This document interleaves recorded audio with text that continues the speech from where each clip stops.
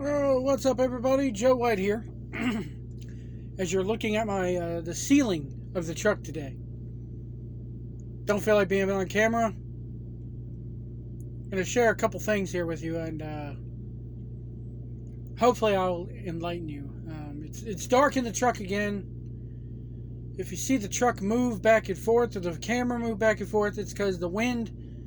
I'm down here in Hinton, Oklahoma, about a good 40 miles west of Oklahoma City.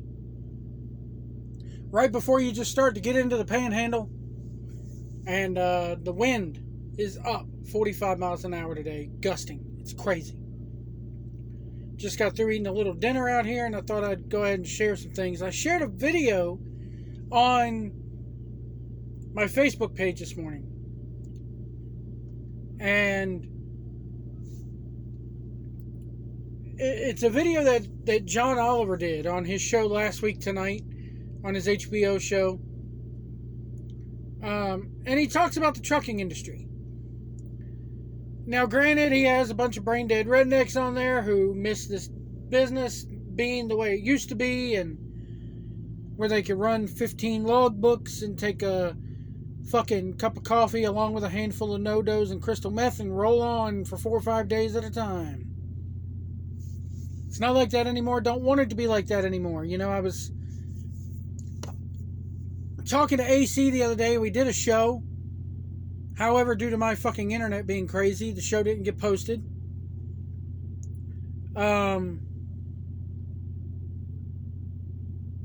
Basically talking about truck drivers and how drivers with these, because of the emissions laws in California, some of these owner-operators are not allowed to take older equipment into California, which I agree with. We don't need a 1972 Peterbilt running around the damn highway. We don't even need a 1992. We don't even need a 2002 Peterbilt running up and down these roads hauling freight. Hell, I'll even go far as to say we don't need anything 2015 and below. Bye-bye. Bye-bye.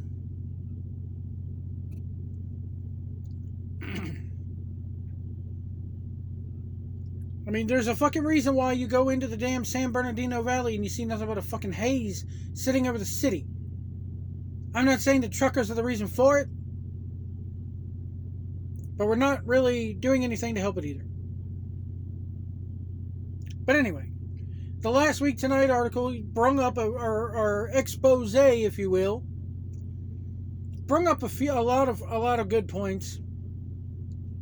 Made me scratch my head on others and want to combat the others as well, which I'll get to. Sorry, I'm Sonic. Even though that looks like a Z. Zonic?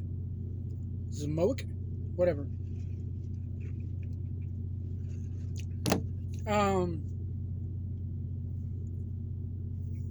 The first thing I want to talk about, I think, that he brung up, or one of the things he brought up was the problem in trucking.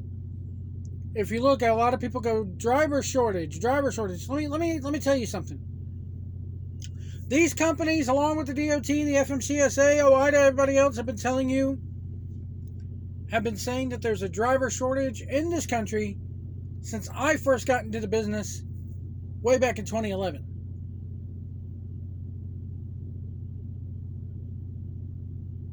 The problem, as John Oliver pointed out, is that there is no driver shortage.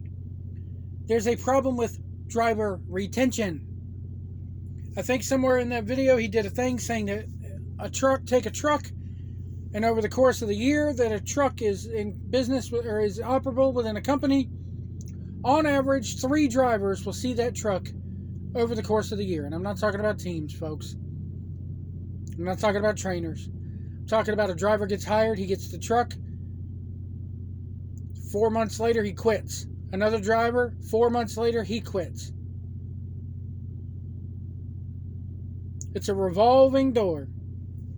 As you see the top of my head there. Sorry. And the reason why it's a revolving door is because you got these people who are going through trucking schools, and when they get out of trucking school, they got to have somewhere to go, so they go to the trucking companies. And then reality sets in and smacks them dead in the face, and they realize that this business sucks. This business downright, the way they treat these drivers. Now, I'm lucky. I have had my spats with the company that I work for. I've quit them twice.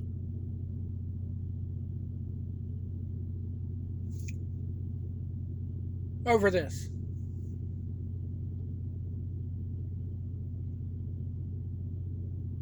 They can't keep drivers there. Why? Because, I'm sorry, I know this is going to make me sound bad, but you get these drivers who come over here from overseas, or they come up from south of the border, and they're willing to drive for 45 cents a mile and be ran to death, and they don't, the first rule in this country, in America, for truck driving, the very first rule, the driver must be able to read, write, and speak English fluently. So many of these drivers who come from overseas, who come from all across the border, and they can't do any of the three. They can't read it, they can't write it, they damn sure can't speak it. But yet they're allowed to roam free. Why? Why do they get slipped through the cracks? Because why do these companies still hire them? Because they're willing to work for peanuts. That's why.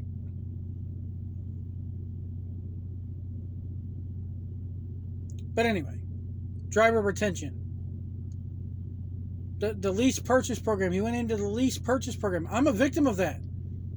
But then again, I knew what I was getting into when I signed on the dotted line. Lease purchasing is perfect if you only want to see your family for one day every 6 months. They had a lady on there talking about her and her husband being owner-operators. They made $150,000 1 year. By the time all the expenses and everything was said and done, they maybe cleared $15,000, $20,000.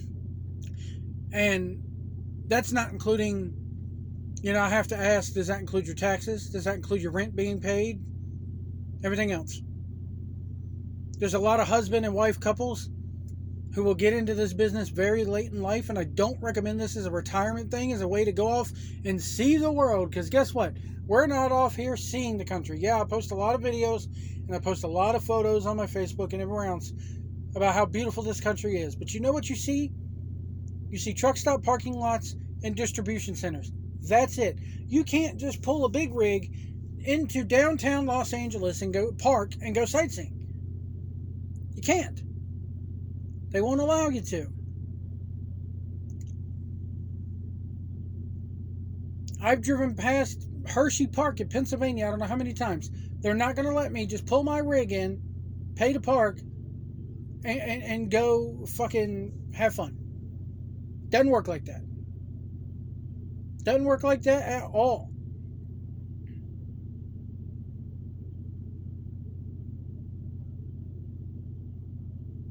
We are a slave to this business 24/7.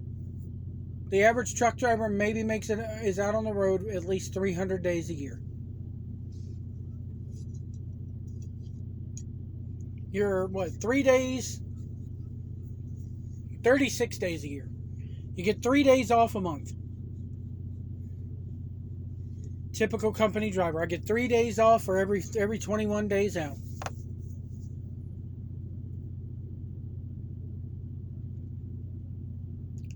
Pay is a big thing. A lot of these drivers are revolting, and finally revolting, because the John Oliver piece talked about the 70s and how the business was in the 70s. I'll say that probably about 80% of the drivers in the 70s were owner operators. Now that's flipped. 80% of the drivers are companies like me. I don't get paid I get paid detention time, but it's maybe like $10 an hour, $8 an hour after the first 2 hours that I get bumped into the dock. So if my appointment time is at like 10 o'clock in the morning, I'll get there at 9. I don't get paid detention time until starting 2 hours after my appointment time. So it's 12. And even then it's $8 an hour, and they prorate it to every minute, every damn second, it seems. But there have been times where I've sat at distribution centers and factories for like 19 hours before. Guess how much I got paid? $75. $75 for 19 hours. Now, granted, the majority of that time I was sleeping, I was kicking back, I was doing whatever, but I could have been making more money out there on the road.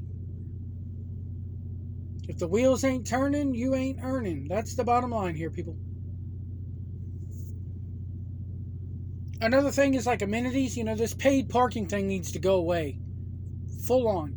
Pilot, Flying J, Petro, TA, I'm talking to you guys. This crap of trying to find a place to park at night and I can't park here because 90% of your lot is paid to parking and you're charging these drivers $20 a night just to park their truck. And on top of that, you put these truck stops in the middle of nowhere so we have no choice but to go into your establishment to find something to eat unless you're like me and then learn to adapt and cook on the truck.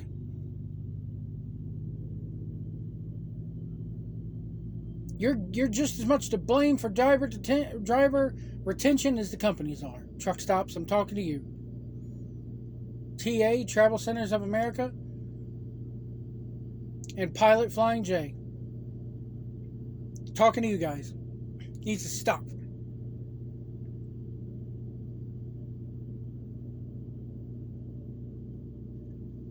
But the big thing I have here is they talk about the way the dispatchers talk to drivers. Now, I'm lucky. I like my dispatcher where I'm at now. I like the company so far. They have not treated me that bad. Treated me a lot better than most. But there's a driver, if you look on YouTube and just type in the dark side of truck driving or trucking, you'll see a YouTube of this guy on the phone with his dispatcher. Now let me set this up for you. After you drive for 11 hours a day, you have to take a 10-hour break. Bottom line. Not going to go into the other 2 clocks that we have to freaking keep track of, because it's census here. So the guy in this video drove for 10 hours, delivered his load, and they told him to he had to take a 10-hour break. When his 10-hour break was done, he woke up, they told him to take his trailer 20 miles down the road to someplace else, and then take another 10-hour break because we want you to go pick up another load this evening, or that evening, and take it over to Wisconsin. This guy's in Michigan. So he does just that. Now, keep in mind, he just came off a 10-hour break. He's up for maybe 10 hours, maybe two hours, tops. And they're telling him, oh, go back to sleep. Well, your body's not a machine. You can't just flip it on, flip it off. First off, I would have refused the load. The guy goes, well, I was worried they were going to fire me. Well, fire me. It's getting to the point where I feel like looking at these trucking companies going, let me know how the FMCSA, the Federal Motor Carrier Safety Administration, Association, whichever, the FMCSA, which is a government organization, tell me what they think about you telling me to do this. Let's get OIDA involved, the Truckers Union. For owner-operator, we'll get them involved too. The safety department of your company, we'll get to that in a minute. And the DOT. Let's call those guys up and see about what you're telling me to do to flip on my sleeping schedule off and on like a damn light switch.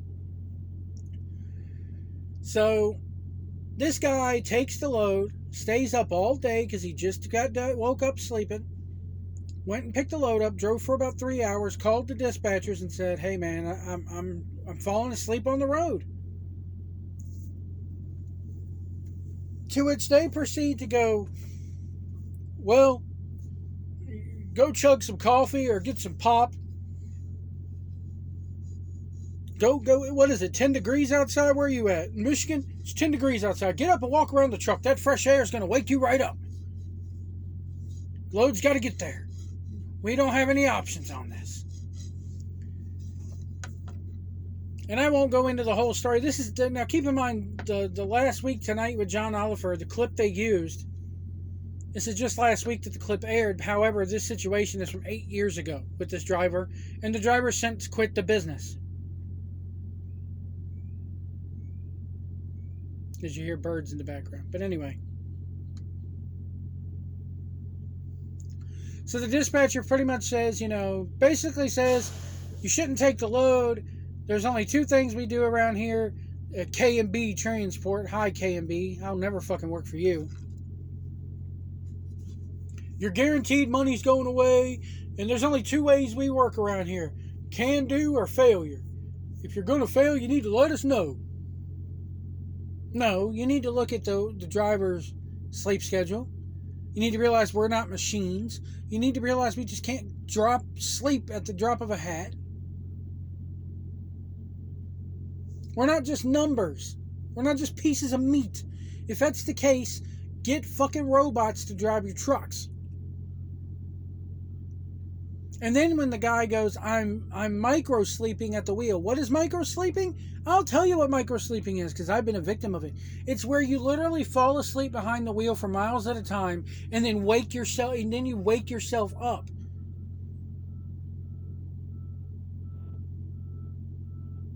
And realize, oh shit, I'm driving. You literally scare yourself awake with it. That's why they put lane alarms in these trucks, to let you know when you're veering out of your lane and crossing over into traffic. A loud buzzer goes off if I cross one of the lane lines in this truck. And the guy goes, I'm microdosing. Well, get out there and do some jumping jacks. It's literally what this guy gets told, because nighttime dispatchers don't want to fool with switching this load around. And they get pissed off when they actually got to do some work. So what does this guy say? The proper thing is, I do not feel safe, and I'm not going to put somebody's life in danger, is pretty much what he's saying. And he gets cut off by this sleazeball of a dispatcher, and the dispatcher goes, oh, that's drama that I don't fucking need this morning. What? Running the risk of killing someone with an 80,000 pound vehicle is drama that you don't need this morning? And guess what? Yeah, this may have happened 8 hours ago or 8 years ago, but there's people that this happens to every day still in this business. And they wonder why they can't keep drivers in this industry. Because you got companies like a K&B Transport who is still allowed, even though this video has come to light, they're still allowed to be in business.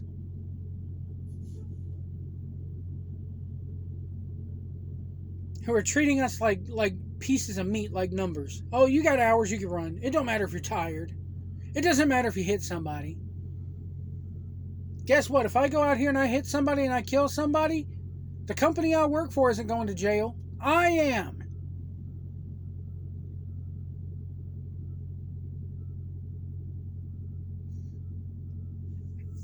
You know what the company's going to do if I go out here and pancake somebody? They're going to say, sorry about your damn luck, clean your truck out. They're going to collect the insurance money from the truck and go on about their merry way.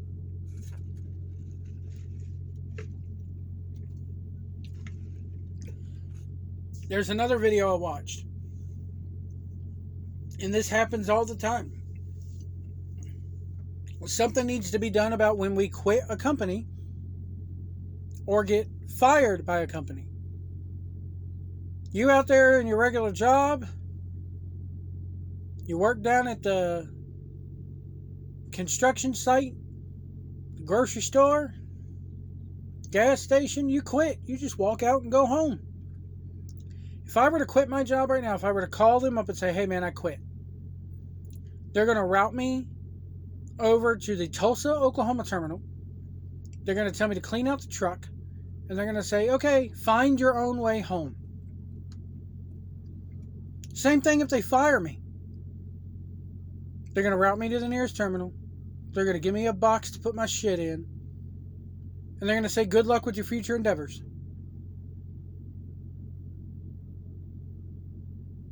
They're not going to route me back to Virginia. They're not even going to route me back to North Carolina, which is the closest terminal to my home. They're going to fire me and just leave me stranded. That ought to be illegal.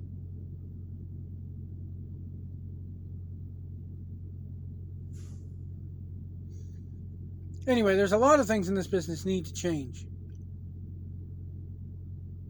A lot of things. And, if I sit somewhere out and I'm on duty, if I'm showing an on-duty status, I ought to get paid. We got to do what's called a pre-trip every morning, a pre-trip inspection. Which means we have to go over and look at the truck, make sure there's no flat tires, make sure there's no leaking fluids, make sure everything on this truck is up to working order by DOT standards. And we are required to spend a minimum of 10 minutes doing this.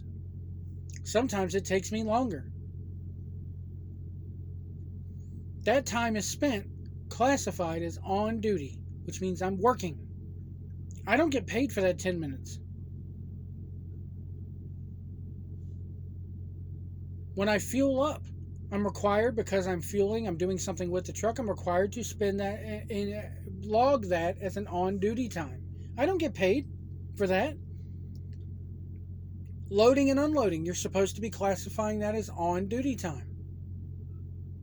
Again, as I mentioned, I don't get paid for that until the 2-hour window hits. Some companies don't even pay their drivers at all for that. Now, people want to say, oh, well, we're going to change the law to where anything spent on duty is at least minimum wage. Well, here's the issue with that, guys.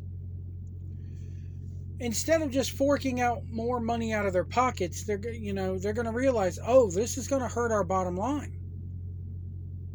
So you know what they're going to do? Okay, Joe driver, you want to get paid for when the truck sits when you're on duty? You want to get paid for every second that you're on duty? Okay, we'll pay you. But to compensate for us having to pay you that, we're going to knock your pay down to 55 cents a mile instead of 59 cents a mile. And we're going to do that to all the drivers. All the drivers, if that goes through, if we start getting paid for on-duty time, your cents per mile is going to go down, or it's going to go away completely and they're going to start just paying us by the hour. Which is going to hurt our paychecks even more. Because I only drove for 8 hours today. Reason being is because if I would have driven the other 3, I would have been stuck in the middle of nowhere with no place to park. That's shit that, again, that's stuff that dispatchers are not trained to think about, or that they don't want to think about. Some of these dispatchers are commission-based. For every load that gets there on time, they get a bonus. So who do you really think they're trying to impress? Who do you think they're trying to be buddy-buddy with? Not me. They don't care if I'm tired. They care about that load getting there on time, so they get their little bonus. Same thing with terminal managers or fleet managers, asset managers. They go straight to the top. If you think your corporate CEO, owner of a trucking company is going to sit there and go from making $5 million a year to $3 million a year, he's not going to do it. He's going to fight it tooth and nail.